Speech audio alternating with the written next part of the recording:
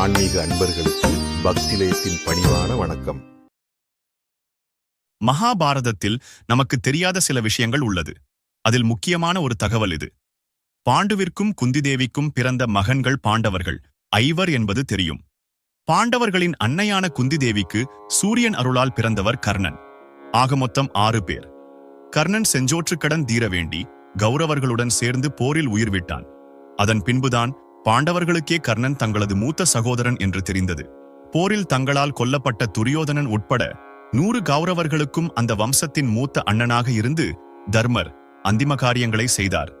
ஆனால் கௌரவர்கள் 100 பேரும் குருக்ஷேத்திர யுத்தத்தில் மடிந்த சில ஆண்டுகளில் இறந்து போன அவர்களின் தந்தையான திருதராஷ்டிரனுக்கு அந்திம கிரியை செய்தது கௌரவர்களில் ஒருவன் என்பது தெரியுமா? கௌரவர்கள் 101. பின் அவர் ஏன் மற்ற கௌரவர்களுக்கு அந்திம காரியம் செய்யவில்லை என்றால் அதுவும் காரணமாகத்தான். திருதராஷ்டிரனின் பட்ட மகிஷி காந்தாரியின் மகன்களுக்கு அவர்களது சந்ததிகளுடன் போரில் மரணம் ஏற்பட்டதால் பாண்டுவின் மகன்களில் மூத்தவரான தர்மர் அந்திம காரியம் செய்தார். தன் தாயின் கர்ப்பத்தில் உதித்தவர் ஆகையால் கர்ணனுக்கும் அந்திம காரியம் செய்தார். ஆனால் திருதராஷ்டிரனுக்கு அந்திம காரியம் செய்தது யுயுத்சு எனும் கௌரவன். யார் இந்த யுயுத்சு? இவன் எப்படி கௌரவர்களில் ஒருவனானான்? ஏன் இவன் திருதராஷ்டிரனுக்கு மட்டும் அந்திம கிரியை செய்தான்? அதற்கு ஒரு சம்பவத்தை அறிந்து கொள்ளுங்கள்.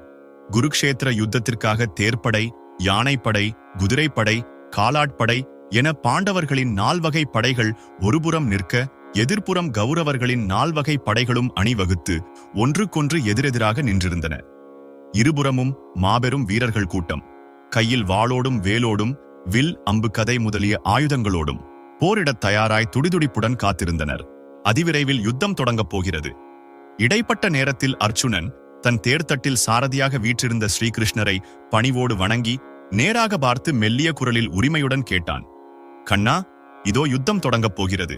எனக்கு உன்னிடமிருந்து தெளிவான பதில் தேவை. கண்ணன் கேட்டான். என்ன கேள்விக்கு பதில் வேண்டும்? மீண்டும் கீதையில் ஏதேனும் சந்தேகமா என்றான். அர்ச்சுனன், அது இல்லை கண்ணா.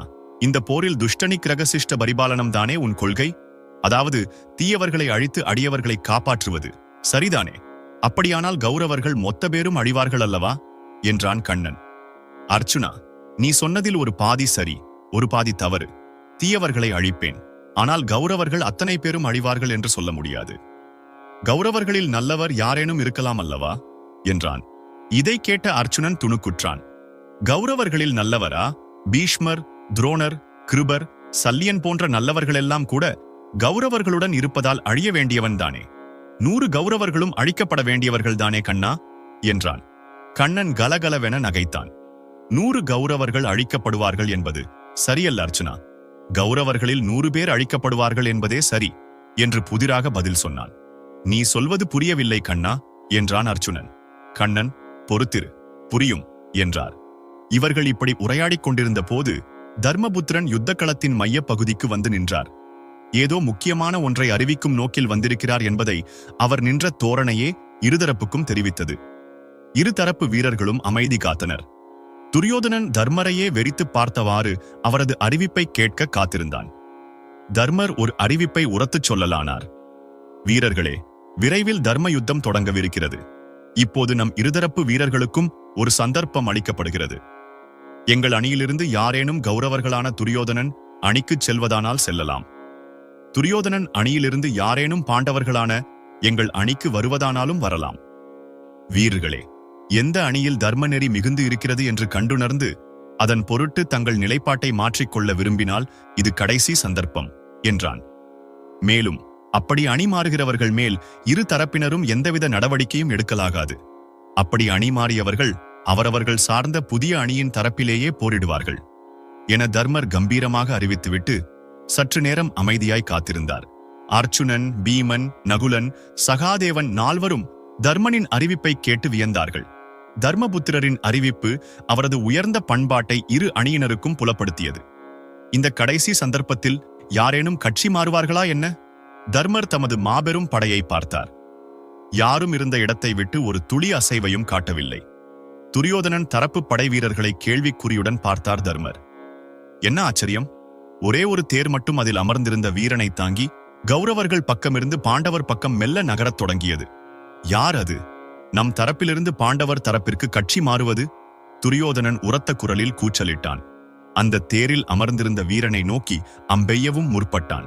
அப்போது பாண்டவர் அணிக்குச் செல்லும் வீரனை தொலைவிலிருந்தே உற்று பார்த்தார் பிதாமகர் பீஷ்மர். கவசங்களால் உடல் மறைக்கப்பட்டு ஒரே மாதிரி உடை அணிந்த நிலையில் எல்லா வீரர்களும் ஏறக்குறைய ஒன்று போல்தான் அவர் கண்ணுக்கு தெரிந்தார்கள். என்றாலும் அவன் யார் என்பதை பீஷ்மரின் கூரிய விழிகள் கண்டு கொண்டு விட்டன. அந்த வீரனை நோக்கி துரியோதனன் வில்லை வளைத்த போது, "துரியோதனா, சற்று பொறு" என்று குறுக்கிட்டார் பீஷ்மர். "அவனை போகவிடு.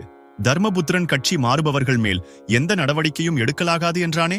அந்த வீரன் அவன் மனச்சாட்சிப்படி நடக்கிறான். நீ அவனை போகவிடு. நம் படையில் அவன் ஒருவனை இழப்பதால் எந்த வகையிலும் வலிமை குறையப் போவதில்லை. மேலும் அவனை நீ இப்போது கொல்வானேன்? நம்மிலிருந்து வேறுபட்டு பாண்டவர் அணியில் சேர்ந்த வீரனை போர் தொடங்கியதும் நம் வீரர்களில் ஒருவனாலேயே கொல்லப்படுவான். அதுவே அவனுக்கான நமது தண்டனை" என்றார். பீஷ்மர் சொன்னதைக் கேட்டு துரியோதனன் அம்பை தன் அம்பரா தூணியில் சொருகிக் கொண்டான். எதிரணியைச் சார்ந்த பீஷ்மரின் பேச்சைக் கேட்டு கண்ணன் முகத்தில் சிறு புன்முறுவல் படர்ந்தது. கண்ணன் அர்ச்சுனனிடம் சொன்னான், "பீஷ்மர் பெரும் வீரராக இருக்கலாம், ஆனால் முக்காலமும் உணர்ந்தவர் அல்ல" என்றான். "ஏன் அப்படி சொல்கிறாய் கண்ணா?" என்றான் அர்ச்சுனன். "பின்னே இதோ நம் அணியில் சேர வருகிறானே, அவன் ஒருவன்தான். போர் முடிந்த பின்னும் உயிர் பிழைத்திருக்கப் போகும் ஒரே கௌரவ வீரன். அப்படியிருக்க அவன் கொல்லப்படுவான் என்கிறாரே பீஷ்மர். அவன் சாதாரண படை வீரன் அல்ல, கௌரவர்களில் ஒருவன்" என்றான் கண்ணன். "கண்ணா, என்ன சொல்கிறாய்? அந்த வீரன் கௌரவர்கள் 100 பேரில் ஒருவனா?" என்றான். கண்ணன் கூறினான், "அர்ச்சுனா, கௌரவர்கள் மொத்தம் 109 பேர். நம் அணியில் சேர வருபவன் 101 பேரில் ஒருவன்." "கண்ணா, எனக்கு வியப்பாக இருக்கிறதே. இதுவரை கௌரவர் 100 பேர் என்றுதான் நான் அறிந்திருக்கிறேன்" என்றான். கண்ணனோ, "அர்ச்சுனா, இந்த 101வது கௌரவனுக்கு அவர்கள் உரிய கௌரவம் கொடுக்கவில்லை. அதற்கு ஒரு காரணம் இருக்கிறது. அதை பிறகு சொல்கிறேன். நம் அணிக்கு வரும் இவனை நீயும் அறிவாய். நீங்கள் சிறுவர்களாக இருந்தபோது ஒருமுறை பீமனை கொல்ல துரியோதனன் நீரில் நஞ்சு கலந்து கொடுக்க முற்பட்டானே. அப்போது அதை முன்கூட்டியே பீமனுக்கு தெரிவித்து பீமன் உயிரை காத்தவன் இவன்தான்." "கண்ணா, என்ன சொல்கிறாய்? அந்த வீரன் கௌரவர்கள் 100 பேரில் ஒருவனா? இவன் தர்ம நெறியிலிருந்து ஒரு சிறிதும் மாறாமல் இருப்பவன். அவனைப் போல் தர்மத்தை விடாமல் அனுசரிப்பவர்களுக்கு என்றும் என் துணை உண்டு. இவனது உயிரை இறுதி வரை நான் காப்பேன். இவன் உயிரை நான் காப்பதற்கு வேறு ஒரு முக்கியமான காரணமும் இருக்கிறது. அதையும் இன்றைய போர் முடிந்த பிறகு சாவகாசமாகச் சொல்கிறேன். யுத்தம் தொடங்கவிருக்கிறது அர்ச்சுனா. நான் தேரைச் செலுத்தப் போகிறேன்.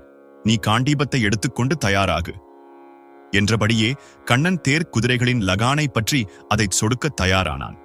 தங்கள் அணிக்கு வந்து சேர்ந்த கௌரவனை பற்றிய நினைப்பு அர்ச்சுனன் மனத்திலிருந்து முற்றிலும் விலகியது.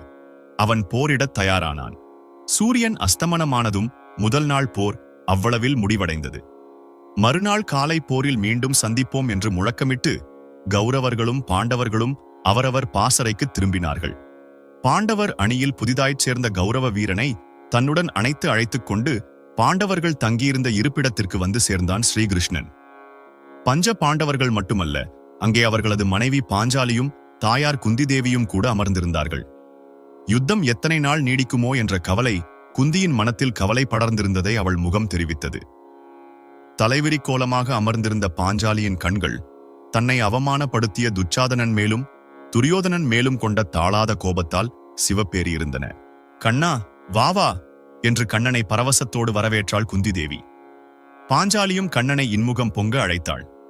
கண்ணனையே சரணடைந்து வாழ்ந்த பாண்டவர்கள் கண்ணனுக்கு ஆசனம் அளித்து அமர வைத்தார்கள். தன்னுடன் வந்த கௌரவ வீரனை பிரியமாக தன் பக்கத்தில் அமர்த்திக் கொண்டான் கண்ணன். குந்தியோ கண்ணன் அழைத்து வந்த இளைஞனை தீவிரமாக ஆராய்ந்தாள். வசீகரமான தோற்றம், நற்குணங்களையே கடைபிடிப்பதால் வந்த பொலிவு அவன் முகத்தை மேலும் அழகாக்கியிருந்தது. கண்ணனே அழைத்து வந்திருப்பதால் மிக முக்கியமானவனாகத்தான் இருக்க வேண்டும். யார் இவன் தாயார்? கண்களாலே கேள்வி கேட்டாள். "இவன் கௌரவர்களில் ஒருவன்." இதை கண்ணன் சொல்லி முடிப்பதற்குள் பாஞ்சாலியின் சிவந்த கண்கள் மேலும் கூடுதலாகச் சிவந்தன. "இவன் கௌரவர்களை விட்டு விலகி நம் அணிக்கு வந்துவிட்டான். உண்மையான தர்மம் எங்கிருக்கிறதோ அதை உணர்ந்து கட்சி மாற விரும்புகிறவர்கள் மாறலாம் என்ற தர்மனின் அறிவிப்பை கேட்டு இன்று காலை நம் பக்கம் வந்துவிட்டான்" என்றான் கண்ணன். இதை கேட்டு திரௌபதி அமைதியானாள். அப்படியே புதியவனின் தலையை வாஞ்சையாக தடவிக் கொடுத்தான் கண்ணன். புதியவன் குந்திதேவியின் பாதங்களில் விழுந்து நமஸ்கரித்தான். குந்தி அவனை பிரியமாய் பார்த்து மனமாற ஆசீர்வதித்தாள். பாஞ்சாலியின் விழிகளில் மகிழ்ச்சி தோன்றியது. "உன் பெயர் என்ன மகனே?" குந்தி ஆதரவுடன் கேட்டாள். அவன் கம்பீரமாக பதிலளித்தான். தர்மநெறி பிறழாமல் வாழும் 5 புதல்வர்களைப் பெற்ற பாக்கியசாலியான அன்னையே, என்னை யுயுட்சு என்று அழைப்பார்கள். யுயுட்சு. குந்தியின் மனம் அந்த பெயரைக் கேட்டதும் யோசனையில் ஆழ்ந்தது. ஆம், காந்தாரி இவன் பெயரை ஒருமுறை குறிப்பிட்டு இவனைப் பற்றி தன்னிடம் அங்கலாய்த்திருக்கிறாள். காந்தாரிக்கு இவனை பிடிக்கவில்லை என்ற உண்மை மட்டும் இன்றும் குந்தியின் மனத்தில் தேங்கியிருக்கிறது. அது சரி, உண்மையில் யார் இவன்? அனைவர் கண்களும் அவனையே பாசத்தோடு பார்த்துக் கொண்டிருந்த போது அர்ச்சுனன், கண்ணா, இவன் கௌரவர்களில் ஒருவன் என்றாய். மற்ற கௌரவர்களால் இவன் உரிய மதிப்புடன் நடத்தப்படவில்லை என்றும் சொன்னாய். இப்போது சொல், இவன் வாழ்வின் மர்மம்தான் என்ன? காந்தாரி பெற்ற கௌரவர்களில் ஒருவன்தானா இவனும் என்றான். கண்ணனோ, இவன் கௌரவர்களில் ஒருவன்தான். அதாவது திருதராஷ்டிரரின் மகன். ஆனால் காந்தாரியின் பிள்ளை அல்ல என்றான். குந்தி நிமிர்ந்து உட்கார்ந்தாள். அவளுக்கு காந்தாரி இவனை ஏன் வெறுத்தாள் என்பது புரியத் தொடங்கியது. கண்ணன் மேலும் விளக்கலானான். காந்தாரி கர்ப்பவதியாய் இருந்தபோது அவள் ஓய்வெடுக்க வேண்டியிருந்தது. அதனால் கண்ணில்லாத திருதராஷ்டிரருக்கு பணிவிடை செய்ய அமர்த்தப்பட்டாள் சுகதா என்ற ஒரு பெண். அவளது பணிவிடையில் மகிழ்ந்த திருதராஷ்டிரரின் வற்புறுத்தலால் பிறந்தவன்தான் இந்த யுயுட்சு. தங்கள் தந்தைக்கு பிறந்தவன் என்றாலும் பணிப்பெண்ணின் மகன் என்பதால் இவன் பிற கௌரவர்களால் அலட்சியமாக நடத்தப்பட்டான். அதோடு விதுரனைப் போல் தர்ம நெறியிலேயே இவன் சிந்தனை சென்றதும் கூட மற்ற கௌரவர்கள் இவனை வெறுக்க காரணமாயிற்று. தர்ம நெறியை போற்றும் இவன் அதர்ம அணியில் தொடர்ந்து இருக்க விரும்பாததால் நம் அணிக்கு வந்துவிட்டான் என்றார். அது சரி கண்ணா, எங்களை காப்பது போல இவன் உயிரையும் இறுதி வரை காப்பேன் என்றாயே, நீ அப்படிச் சொன்னதன் பின்னணி என்ன? அர்ச்சுனன் கேட்டான். அர்ச்சுனா, போரில் யுயுட்சுவை தவிர எஞ்சியுள்ள அத்தனை கௌரவ சகோதரர்களும் அழிக்கப்படுவார்கள். போர் முடிந்து சிறிது காலத்திற்குப் பிறகு திருதராஷ்டிரனும் காலமாவான். மாமன்னன் திருதராஷ்டிரன் காலமாகும் போது அவனுக்கு கொல்லி வைக்க ஒரே ஒரு பிள்ளையாவது மிஞ்ச வேண்டாமா? இதோ இந்த யுயுட்சுதான் திருதராஷ்டிரனுக்கு இறுதி கடன் செய்யப் போகிற அந்த ஒரே பிள்ளை. இந்த செய்திகளை கேட்டு குந்தி ஆச்சரியத்தில் ஆழ்ந்தாள்.